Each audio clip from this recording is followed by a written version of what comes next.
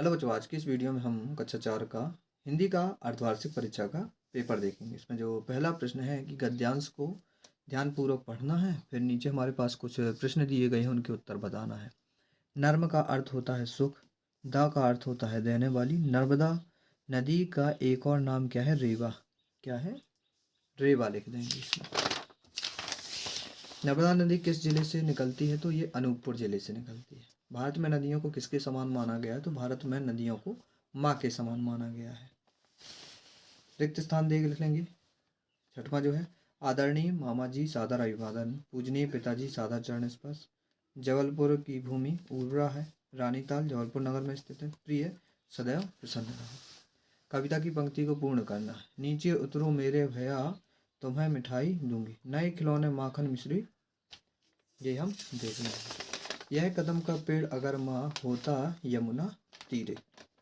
दो पर्यायवाची बताना। जंगल के, वन अरण्य, नदी का सरिता तरंगणी, पेड़ का वृक्ष और तरु। गोपाल और मिट्ठू आपस में मित्र कैसे बने? गोपाल मिट्ठू के लिए घर से चने मटर केले लाता और खिलाता था। इस प्रकार मिट्ठू और गोपाल आपस में मित्र बन गए। रानी दुर्गावती का नाम इतिहास में क्यों अमर है? क्योंकि उन्होंने मातृभूमि की रक्षा के लिए अपने प्राणों की आहुति दे दी थी, इसलिए। खजूर का पेड़ बड़ा होने पर भी उपयोगी क्यों नहीं है? क्योंकि यह न तो हमें छाया देता है और ना ही इसके फल नीचे होते, मतलब कि फल इसके ऊंचे लगते हैं, बहुत ऊंचाई पर होते हैं।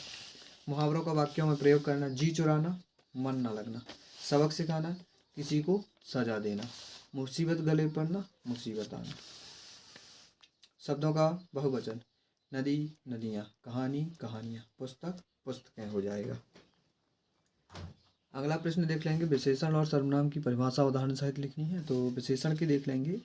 जो शब्द किसी संज्ञा या सर्वनाम की विशेषता बताते हैं उसे कहते हैं विशेषण।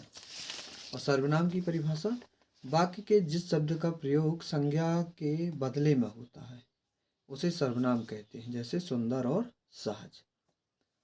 उचित मेलनम करना। ऐसा गजा, ऐसा बालिका, एतत् वायुयानम हो जाएगा। तीनी को तीन, चतवारी को चार, नौ को नौ, ऐसे हिंदी भाषा में लिख देना है।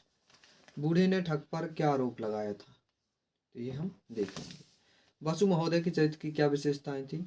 तो ये विशेषताएं थी कि महान वैज्ञानिक थे, वे भारत के पहले वैज्ञानिक शोधकर्ता थे, वे रेडियो विज्ञान के पिता माने जाते थे।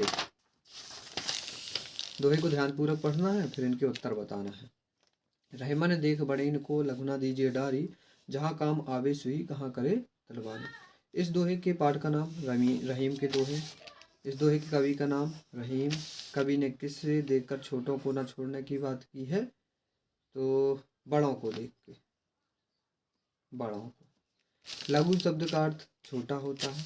जहाँ सुई से काम नहीं होता वहाँ क्या काम आता है? तलवार। वहाँ क्या काम नहीं आता? तो तलवार। नीचे कहानी के कुछ अंश दिए गए हैं, ध्यानपूर्वक पढ़ना, उचित शब्दों को पूर्ण करना है। किसी जंगल में एक शेर रहता था, वहीं पास के एक बिल में चूहा रहता था। एक दिन शेर सो रहा था, चूहा उसके ऊपर कूदने लगा, शेर नींद में उठ गया। मिट्ठू का अथवा खूंटे का घोड़ा कहानी का सार अपने शब्दों में लिखना है। यदि ये नहीं करना तो अथवा का देख लेंगे। अपने पिताजी को पत्र लिखना है, बताइए कि आपकी पढ़ाई कैसे चल रही है। ये लास्ट प्रश्न है हमारा। किसी एक पे 5 वाक्य लिखना है, या तो रक्षाबंधन, या तो 15 अगस्त, या तो दीपावली, या तो मेरा विद्यालय, या वर्षा ऋतु। किसी एक पे क्या लिख देंगे?